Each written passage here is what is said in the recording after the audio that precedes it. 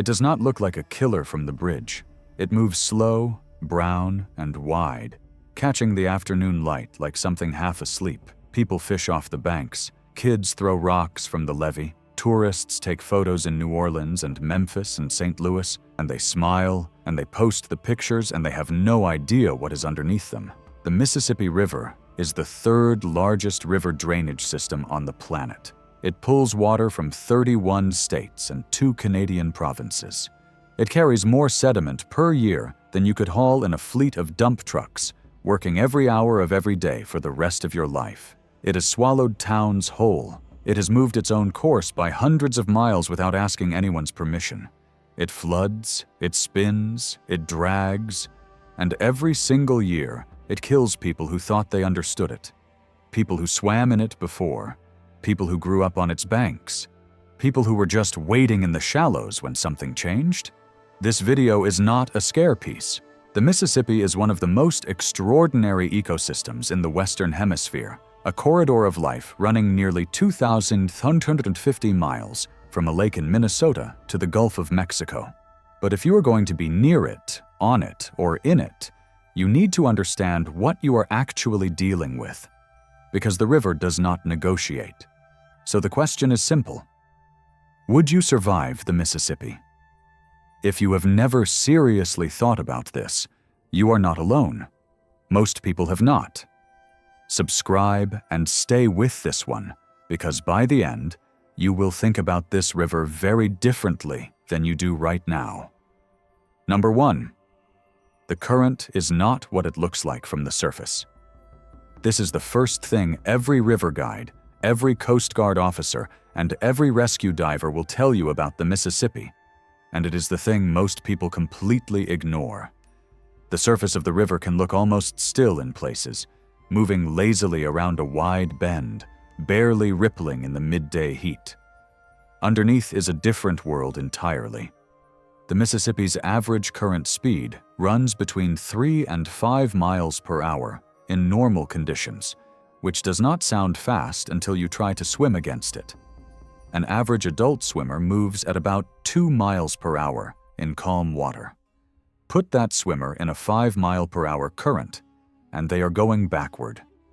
They are not drowning yet, but they are going backward, burning energy, moving downriver toward whatever is waiting below.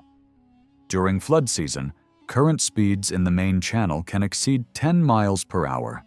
That is not a river anymore. That is a conveyor belt, and once you are on it, you go where it takes you. The danger deepens because the current is not uniform. Channels within the river run at different speeds, and the transitions between them happen in a few feet of water. A swimmer who has found a manageable zone can take 3 strokes sideways and suddenly be in a pull twice as strong. The river's width also creates a false sense of slowness. When you watch something move across a very large space, your brain interprets the motion as slower than it is. It is not. The water is moving. You just cannot tell. Number 2. Strainers are among the most underreported killers on any river, and the Mississippi has them in extraordinary numbers. A strainer is any fixed object in the water that current flows through, but a body cannot pass through. Tree roots, submerged fencing, old bridge pilings, collapsed infrastructure along eroded banks. The Mississippi is lined with thousands of miles of bank, much of it forested, much of it eroding, and trees fall into the river constantly. Some sink, some float downstream and lodge against other debris. Some sit just below the surface, invisible from above. When a swimmer hits a strainer, the current does the rest. The force of moving water is almost beyond intuitive understanding. At 5 miles per hour, water exerts roughly 66 pounds of force per square foot of surface area. A human body presents several square feet to that current. The math means the force pressing a swimmer into a submerged strainer can exceed 500 pounds. You cannot pull free. You cannot push off. Experienced kayakers are trained to face the strainer, kick their feet up, and try to roll over it rather than fight it from the water side. This is a counterintuitive and technically demanding move that requires practice and calm. Most people who find themselves against a strainer in the Mississippi have never practiced anything. They panic, they fight, and the river, as always, wins. Number 3. The barges. People tend to think of commercial river traffic as a navigational inconvenience, something to watch from the bank, something that makes the river look industrial and busy. What they do not appreciate is the physics of what those vessels are doing to the water around them. A standard Mississippi River barge is 195 feet long and 35 feet wide. Towboats push them in configurations called tows, and a single tow can stretch 1,200 feet, carrying the equivalent of 870 semi-truck loads of cargo. These are not boats in any sense that most people intuitively understand. They are floating structures that displace enormous amounts of water. The suction from the propeller systems, called the wash, can pull a swimmer underwater from a shocking distance. People have been pulled under by barge propellers while swimming what they believed was a safe distance away. The navigational channels run through the middle of the river, but on bends and in narrow sections, those channels come very close to the banks. A swimmer crossing near a bend can find themselves directly in a commercial shipping lane with a tow bearing down on them. The stopping distance for a loaded river tow at normal operating speed is nearly a mile. The captain sees you, he cannot stop, he sounds the horn, and the math is already settled.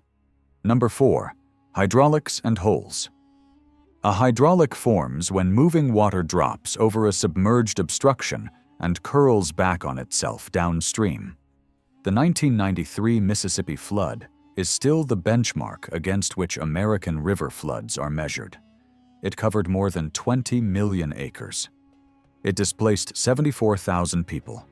It caused $15 billion in damage. The 2011 flood broke records that had stood since 1927. Climate scientists examining long-term data have concluded that the frequency and intensity of Mississippi flood events is increasing. The river is not becoming more predictable. It is becoming less predictable, and the gap between what people expect and what the river actually does is where most of the danger lives. The river you remember from 10 years ago is not the river that is running today. Number 7. Alligators and the fact that the lower Mississippi is alligator country in a way most Americans have not updated in their mental picture of the river. There is a persistent belief that alligators belong in Florida and Louisiana swamps, not in a river that starts in Minnesota. This belief is increasingly out of date. American alligators have expanded their range significantly over the past 3 decades, aided by conservation efforts following near extinction in the mid-20th century and warming water temperatures. The lower Mississippi, from roughly the Memphis area southward, now has a stable and growing alligator population. Alligators have been documented in Arkansas, Mississippi, and Tennessee sections of the river with increasing regularity. Alligator attacks on humans remain statistically rare, but the risk is not zero, and the conditions that increase that risk, murky water, low light, wading near vegetated banks, are exactly the conditions the Mississippi regularly presents. Beyond alligators, the river hosts cottonmouth water moccasins, which are genuinely aggressive compared to most North American snakes, alligator gar that can exceed 8 feet in length, and snapping turtles large enough to cause serious injury. The Mississippi is a healthy and functioning ecosystem. That is wonderful. It also means the food chain is intact and operating at full strength. Number 8. The banks, the mud, and what happens when you try to get out. Suppose you are in the Mississippi and you need to exit the water. The obvious move is to swim to the nearest bank. On many sections of the river, this is where the situation becomes significantly worse. The Mississippi moves enormous quantities of sediment, and that sediment deposits along the banks in layers of fine, silty clay that behaves close to quicksand.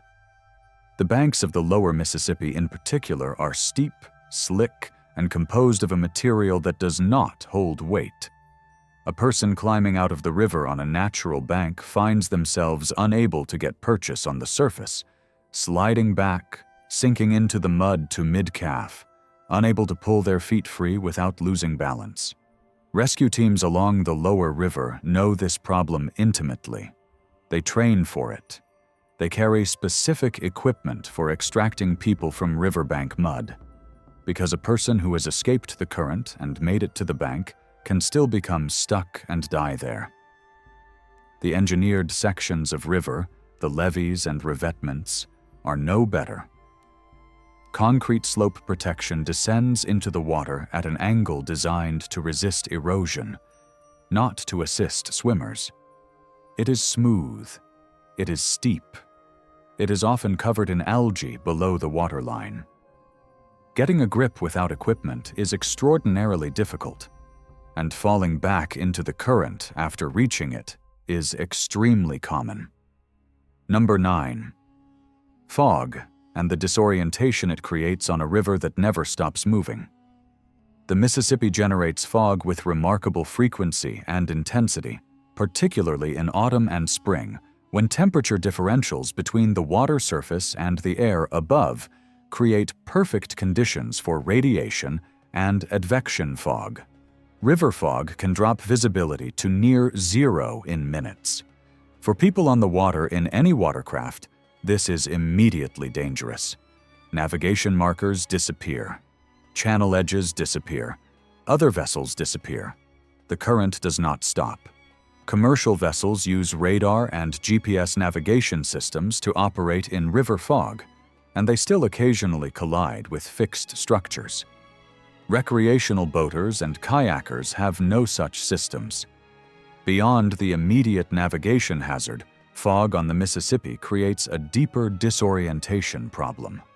The river is extraordinarily wide in places. A person in a small watercraft who loses their reference points in fog can spend hours moving downstream without realizing it, convinced they are holding position or moving toward a bank, while the current carries them further from safety. People have been found miles from their entry point after fog events, with no clear memory of how they traveled that distance. The combination of current, zero visibility, and a river that can be more than a mile wide is not survivable through instinct alone. You need training, you need equipment, or you need to not be on the water when the fog rolls in. Number 10. Agricultural runoff and what is actually in the water. The Mississippi River drains 41% of the continental United States. This includes some of the most intensively farmed land on the planet, the corn and soybean fields of the Midwest, the cotton fields of the Mid-South, chemical-intensive agricultural systems that have made American food production extraordinarily efficient and have simultaneously made the Mississippi one of the most polluted large rivers in the developed world. The water carries nitrogen and phosphorus from fertilizer applications in quantities that dwarf what any natural system can process. It carries pesticides, herbicides, and fungicides. It carries runoff from livestock operations, sediment from eroded fields, and industrial discharges from the cities and manufacturing facilities lining its banks from Minnesota to Louisiana. This does not mean swimming in the Mississippi will immediately harm you, but regular or prolonged exposure carries measurable risks from bacteria, agricultural chemicals, and heavy metals not present at those concentrations in most recreational water. The dead zone in the Gulf of Mexico, an area of oxygen-depleted water that kills marine life across thousands of square miles every year, exists because of what the Mississippi carries to its mouth every single day. If you want a clear picture of what 41% of a continent's runoff looks like, concentrated in one place, look at satellite images of the Gulf Coast where the river meets the ocean. The discoloration is visible from space. Number 11. Rogue waves from barge traffic and why they surprise people who should know better. Waves on a river seem like a manageable thing. They are not at the beach or a lake in a storm.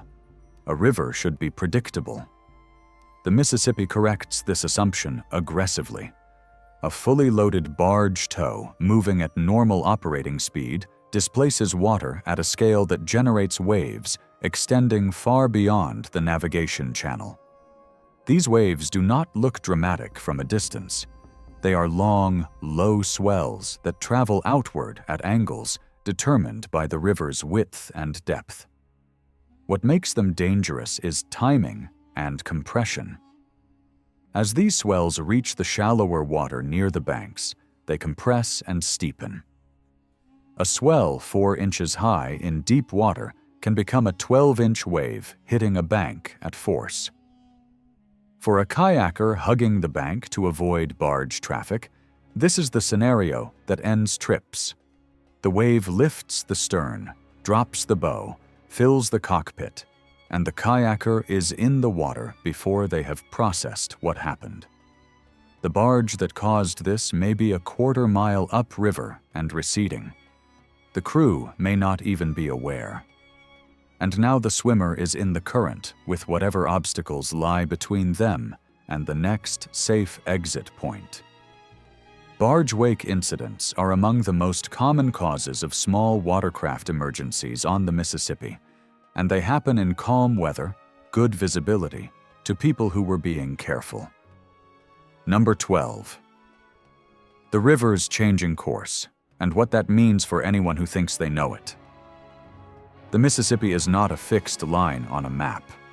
It is a dynamic geological system that has been shifting its course for thousands of years, cutting new channels during floods, abandoning old ones, migrating laterally across its floodplain in movements that have relocated the river's position by miles over human timescales. Oxbow lakes, those curved bodies of water you see flanking the river on maps, are former main channels the river cut off when it found a shorter path. There are oxbow lakes all along the Mississippi that were the main navigation channel within living memory. Islands appear and disappear. Sandbars shift from season to season and sometimes week to week. Depths change. The charts used by river pilots are updated constantly because a channel 12 feet deep in April can be 5 feet deep in August. For anyone navigating or swimming the Mississippi without current local knowledge, this shifting character creates danger that is essentially invisible.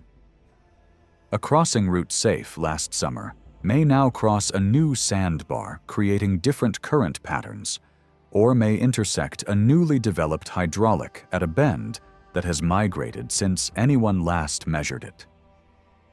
The river is not static. Its dangers are not static. And a map from 5 years ago is a navigation tool for a river that no longer quite exists. Number 13. Night on the Mississippi. Every danger in this video becomes exponentially more serious after dark, and the Mississippi at night is a profoundly different environment from the Mississippi in daylight. Current does not slow at night.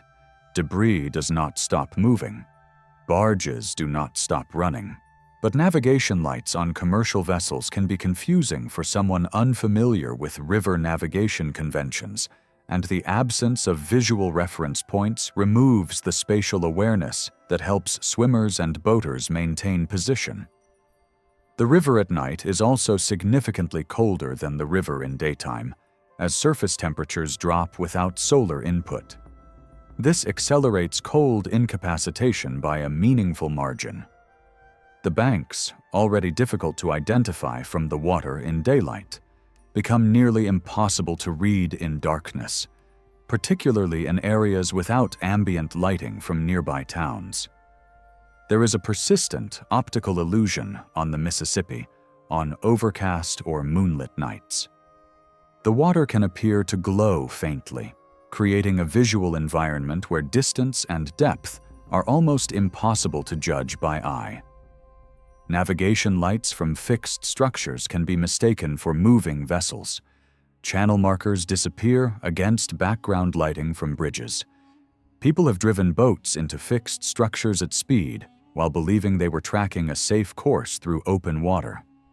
The river does not advertise its dangers. It relies entirely on you not knowing them. Number 14.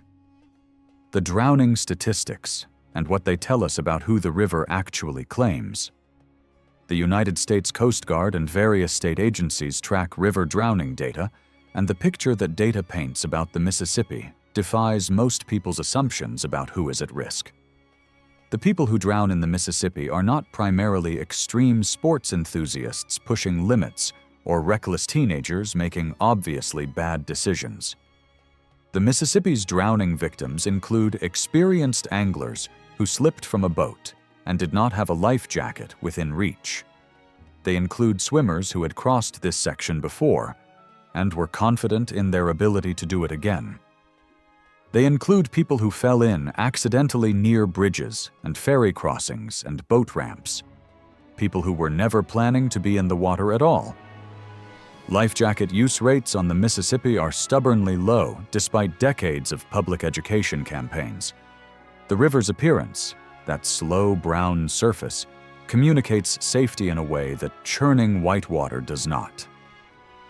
Whitewater reads as dangerous. People prepare for whitewater. They wear helmets and dry suits. They take courses. They scout before they commit. The Mississippi looks like it forgives mistakes. It does not forgive mistakes.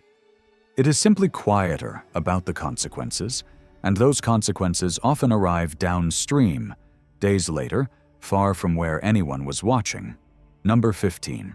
The Atchafalaya, and the single largest structural threat to the river's current form. This last point is not about immediate personal survival.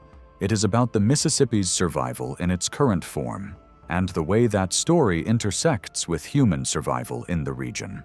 The Atchafalaya River is a distributary of the Mississippi, a channel that branches off in central Louisiana. It represents the shortest path to the Gulf of Mexico from the Mississippi's current location, roughly 140 miles shorter than the route past Baton Rouge and New Orleans. Rivers follow gravity. They prefer shorter, steeper paths to the sea. For decades, the Mississippi has been trying to shift its main course into the Atchafalaya, a process that would be geologically natural and humanly catastrophic. If the river shifted, Baton Rouge and New Orleans would be left on a waterway receiving only a fraction of the Mississippi's current flow. The freshwater supply, the navigation channel, the industrial and port infrastructure, the entire economic geography of southern Louisiana is built on the assumption that the Mississippi stays where it is. The U.S. Army Corps of Engineers has been actively preventing this shift since 1963 through a structure called the Old River Control Structure. In 1973, a massive flood nearly destroyed it. The river pressed against it with forces exceeding its design parameters. If that structure fails, the human consequences would be difficult to overstate. The Mississippi wants to move. Humans are holding it in place. That is where things currently stand. 15 things. 15 reasons the Mississippi is not what it looks like from a bridge, from a boat dock, from a tourist overlook. It is the greatest river on the continent and one of the most genuinely dangerous environments most Americans will ever stand beside without truly knowing it. That is not a reason to stay away from it. It is a reason to understand it better. The people who live along it, who fish it, who work it, who have spent their lives reading its water, know something that the photographs and the travel guides do not capture. The Mississippi is alive in a way that demands respect. It is not indifferent to you. It is simply not concerned with you. Your survival on it is entirely dependent on what you bring to the encounter. Your knowledge, your preparation, your equipment, and your honest accounting of what you still do not know. The river has been running for 10,000 years before anyone built a bridge over it, and it will run for 10,000 more long after every bridge is gone. If this gave you a sharper and more honest picture of what the river actually is, Share it with someone who needs to hear it. And if you want to keep going deeper into the geography and the systems, and the places that most people look at but never actually see, subscribe. There is always more river to cover.